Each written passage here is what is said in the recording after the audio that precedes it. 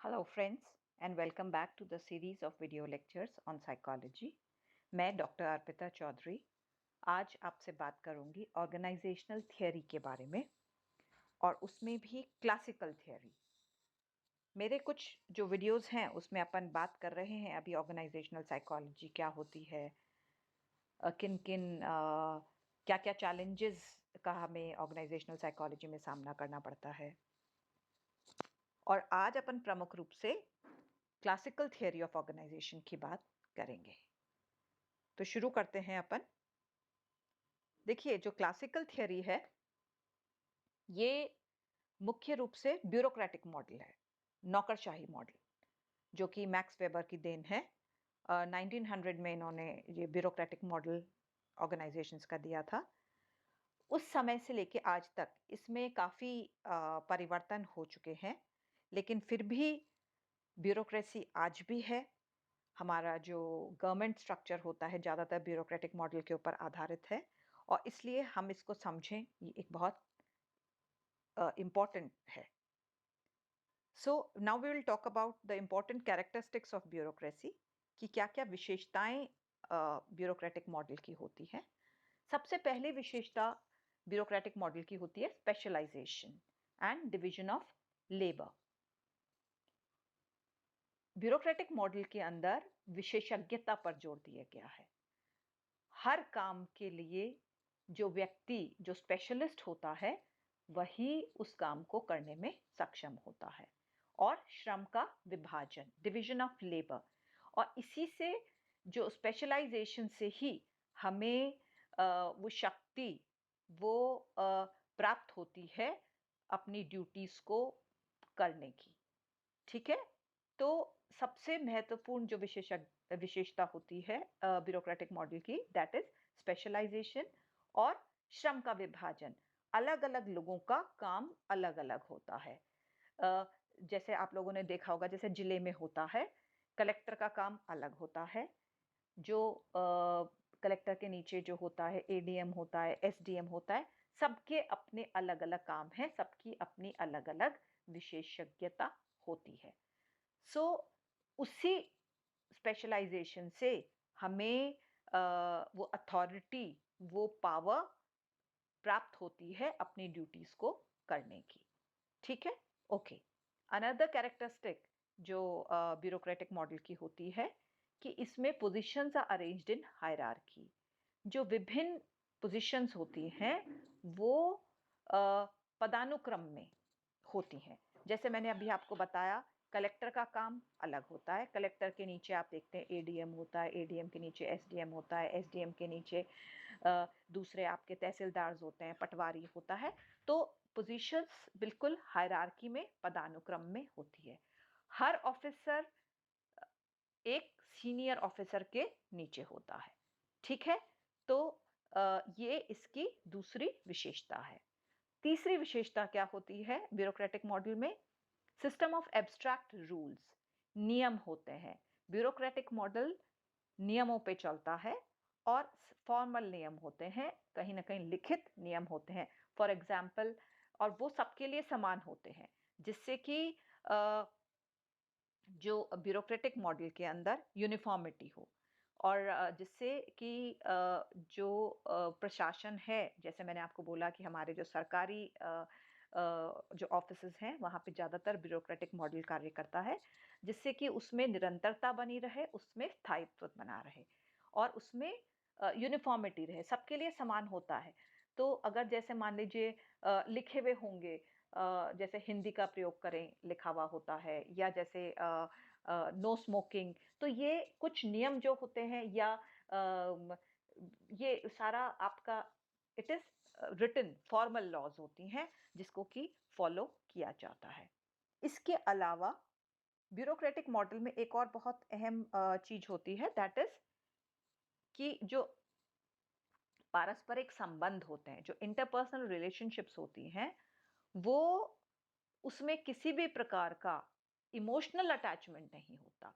सांवेगिक रूप से व्यक्ति एक दूसरे से अटैच नहीं होते हैं और उसके पीछे कारण भी होता है, जिससे कि जो डिसीजंस हैं जो कि व्यक्ति को कोई चेयर पे जैसे कलेक्टर है, कलेक्टर अगर मान लीजिए लोगों से इमोशनली अटैच्ड हो जाता है या जो उसके मातहत काम कर रहे हैं उनसे बहुत ज़्यादा अटैच्ड हो जाएगा, तो वो अ, उतना ऑब्जेक्टिवली डिसीजन नहीं ले पाएगा। सो इसलिए इस चीज को ताकि रैशनल डिसीजंस हो, ऑब्जेक्टिव डिसीजंस वो ले सके, तो इस वजह से जनरली वो अपने जो सबॉर्डिनेट्स होते हैं, जो क्लाइंट्स होते हैं, उनसे एक दूरी बनाकर रखता है और एक थोड़ा सा इमोशनली एक अटैच नहीं होता है। तो ये भी एक विशेषता होती है ब्यूरोक्रेटिक मॉडल में। और इसलिए आपने देखा होगा जनरली जो उनमें उनके ट्रांसफर्स हो जाते हैं हर 2 साल में 3 साल में उनके ट्रांसफर्स हो जाते हैं। तो ये भी एक नीति होती है जिससे कि व्यक्ति बहुत ज़्यादा अटैच्ड उन लोगों से नहीं हो जो उनके मातहत काम कर रहे हैं। तो इससे उसको डिसीजन लेने में, निर्णय लेने में आसानी होती है। ठीक है? ओके। अनदर इम्पॉर्टेंट कैरेक्टरिस्टिक जो विशेषता है ब्यूरोक्रेटिक मॉडल की, कि जो एम्प्लॉयमेंट होता है that is based on technical qualifications. वो व्यक्ति की तकनीकी कैपेबिलिटीज पे, तकनीकी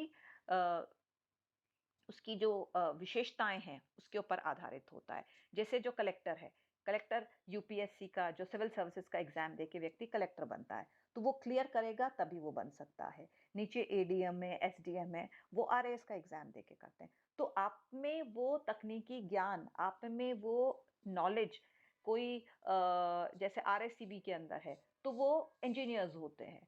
ठीक है? तो तो हम ये देखते हैं कि ब्यूरोक्रेटिक मॉडल के अंदर जो एम्प्लॉयमेंट मिलता है, व्यक्ति को जॉब मिलता है, वो उसकी तकनीकी ज्ञान या वो जो वांछनीय योग्यताएं पूरी करता है तभी उसको मिलता है। और इसके अलावा एक और चीज होती है, क्योंकि ये जो आपको प्रोटेक्ट करता है अगेंस्ट आर्बिट्रल डिसमिसल। कोई भी मन चाहे तरीके से ब्यूरोक्रेटिक मॉडल के व्यक्ति को हटा नहीं सकता। अब कोई कलेक्टर है या एडीएम है तो उनकी पूरी सरकारी प्रक्रिया होती है। व्यक्ति अपनी जैसे आपने देखा होगा कि जो मल्टीनेशनल्स होती हैं, प्राइवेट जॉब्स होते हैं, वहां पे अगर मान लीजिए व्यक्ति की नहीं बनती है तो वो उसको जॉब से हटा दिया जाता है। लेकिन ब्यूरोक्रेटिक मॉडल में इस प्रकार नहीं होता। व्यक्ति अपनी मनमानी तरीके से अपने मातहत काम करने वाले को हटा नहीं सकता। उसका एक, जैसे मैंने कहा, there is a system, there is a set of rules. उन नियमों के तहत ही ब्यूरोक्रेटिक मॉडल काम करता है। जो सुपीरियर है, जो ऑफिसर है, वो उन नियमों को ध्यान में रख के ही कोई भी कार्यवाही या कोई भी जो कार्य करना होता है, निर्णय लेना होता है, उसी के अनुसार करता है। तो डिसमिसल इतना जैसे मैंने कहा मन चाहे तरीके से नहीं होता। और इसके साथ साथ जो प्रमोशन होता है that is also based on achievement और सीनियोरिटी। तो जो ब्यूरोक्रेटिक मॉडल के अंदर आपका जो प्रमोशंस होते हैं वो कोई व्यक्ति आपको पसंद करता है उसके आधार पे नहीं होते हैं, बट आपकी काबिलियत या आपकी सीनियोरिटी के आधार पर मिलता है। तो ये भी एक विशेषता है कि किस तरह से ब्यूरोक्रेटिक मॉडल कार्य करता है। नाउ विल टॉक अबाउट, देखिए ये तो थी विशेषताएं जो कि मैक्स वेबर ने बताई होती हैं ब्यूरोक्रेटिक मॉडल के अंदर। लेकिन इसके साथ साथ over a period of years या उसी समय, क्योंकि देखिए कई बार जो उसकी विशेषता होती है उसी में उसकी कोई ड्रॉबैक भी छुपा हुआ होता है। और इसके ब्यूरोक्रेटिक मॉडल्स के कुछ लिमिटेशंस या कुछ नुकसान भी हैं। और उसमें कार्ल मार्क्स ने इनको जो हाईलाइट किया है, कार्ल मार्क्स ये मानते हैं कि bureaucracy is used by capitalist class. जो हैव्स वाली क्लास होती है, जिनके हाथ में सत्ता होती है, पैसा होता है, वो it is used by that capitalist class to control the lower social classes जिनके पास में access to power नहीं है, access to money नहीं है। So it is used by haves to control have nots जिनके पास में नहीं होता है। इसके साथ साथ देखिए जैसे मैंने आपसे बताया जो स्पेशलाइजेशन की अपन ने बात करी थी कि विशेषता होती है, विशेषज्ञता ब्यूरोक्रेटिक मॉडल की, डेफिनेटली स्पेशलाइजेशन की वजह से प्रोडक्टिविटी और एफिशिएंसी बढ़ती है, व्यक्ति की कार्यकुशलता बढ़ेगी। But at the same time because of specialization कई प्रकार के कॉन्फ्लिक्ट्स भी आते हैं। किस प्रकार कॉन्फ्लिक्ट्स आएंगे? देखिए, जो डिफरेंट स्पेशलाइज्ड यूनिट्स हैं, मैं आपको एक एग्जांपल देती हूँ। अपन चूंकि अभी अपने अपन कोई भी अपन ब्यूरोक्रेटिक मॉडल के अंदर जब एग्जांपल ले रहे हैं, सपोज 2 एडीएम्स हैं, 3 एडीएम है एक जिले के अंदर, तो अब क्या तीनों स्पेशलाइज्ड हैं, लेकिन अब क्या होता है कि तीनों बराबरी के हैं, तीनों स्पेशलाइज्ड हैं, तो वहां पर कई बार क्या होता है, वो उनके सेम इंटरेस्ट होते हैं, सेम एटीट्यूड्स होते हैं और लक्ष्य भी सेम होते हैं, और इस वजह से हर व्यक्ति को ये लगता है कि मैं ही क्यों बात करूं। So as a result it impedes communication. जो संप्रेषण है, संचार है, वो बाधित होता है, because all of them are equally specialised. जहां पे देखिए ऊपर नीचे होते हैं तो वहां तो बहुत सिंपल हो जाता है, लेकिन जहां पे दो व्यक्ति सेम हायरार्की के हैं, वहां पर प्रॉब्लम आती है। इसी प्रकार जैसे सपोज कोई बड़ी कंपनी है, वहां पे एक मैनेजर मार्केटिंग है, एक मैनेजर आपका प्रोडक्शन है, ठीक है। अब मैनेजर प्रोडक्शन अलग है, मैनेजर मार्केटिंग अलग है। एक व्यक्ति का काम जो प्रोडक्ट है उसको, उसके निर्माण को बढ़ाना है, और एक व्यक्ति का उसको बेचना है, ठीक है। दोनों मैनेजरल लेवल के हैं, लेकिन अगर उनमें आपस में तालमेल नहीं होता, उनमें आपस में कम्युनिकेशन नहीं, क्योंकि दोनों के इंटरेस्ट क्या है, दोनों के इंटरेस्ट अपने उसको अपनी जो काबिलियत को बढ़ाना है, ठीक है, और ज्यादा से ज्यादा फायदा कमाना है, ठीक है। So as a result what happens is there is clash of interest, and as a result कहीं ना कहीं कॉन्फ्लिक्ट होता है,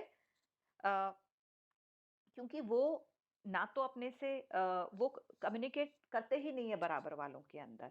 सो इसकी वजह से भी, जैसा मैंने आपसे कहा, क्योंकि कम्युनिकेशन नहीं होता तो कॉन्फ्लिक्ट होने की संभावनाएं बढ़ जाती हैं ब्यूरोक्रेटिक मॉडल के अंदर।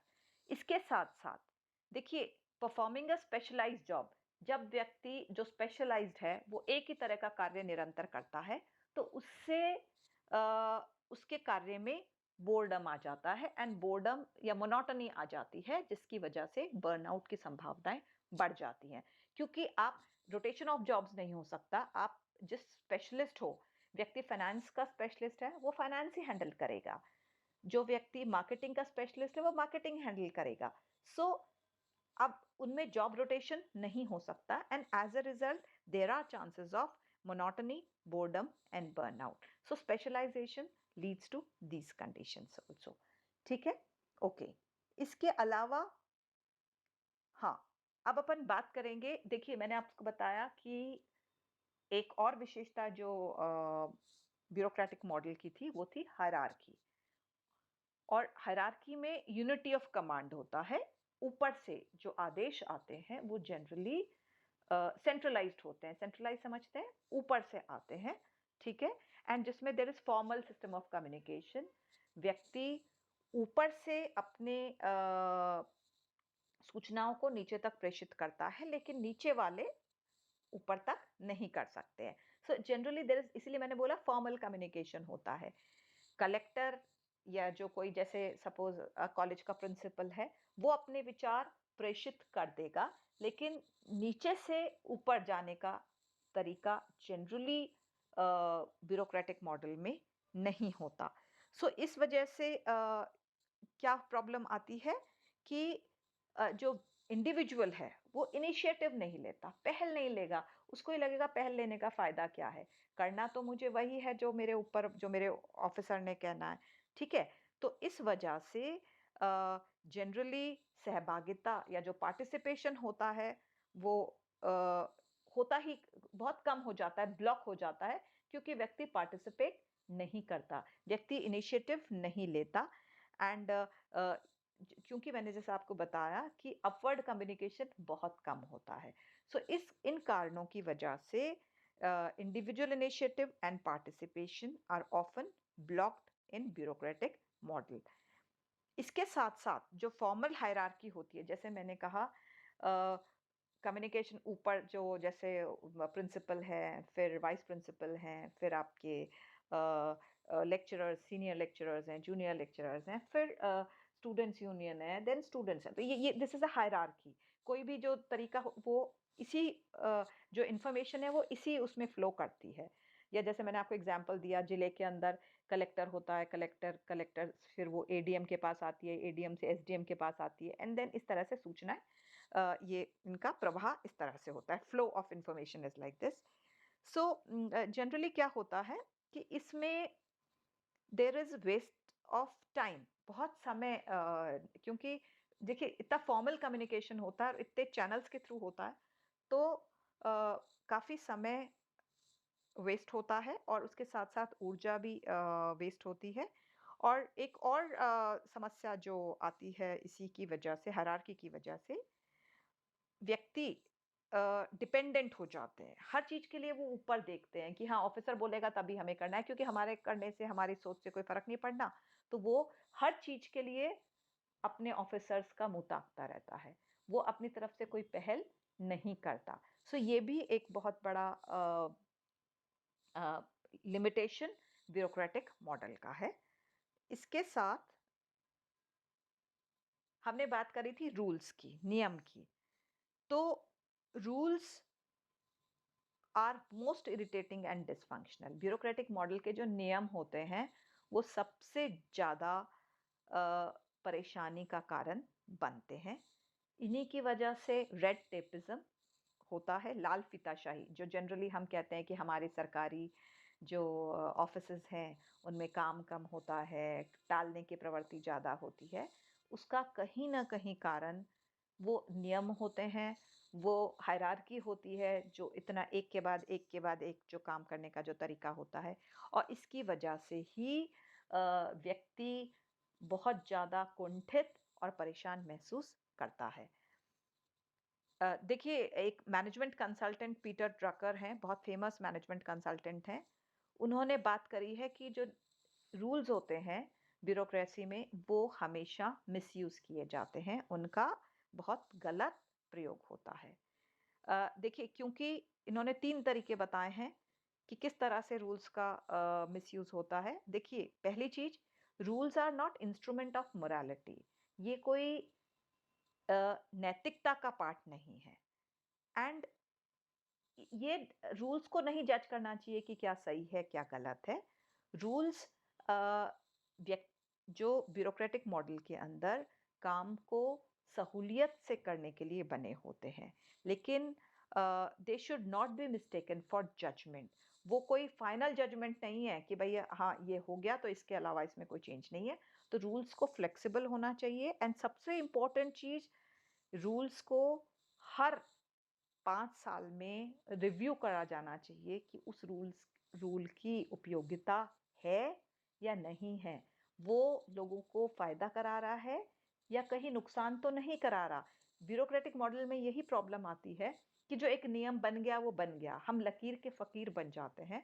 सो इट इज़ इम्पोर्टेंट कि हम उसको फाइनल अथॉरिटी ना मानें और फ्लेक्सिबल होना चाहिए और टाइम टू टाइम ज़रूरत के हिसाब से उसको देखना चाहिए कि उसको मॉडिफ़ाई करने की ज़रूरत है या नहीं है।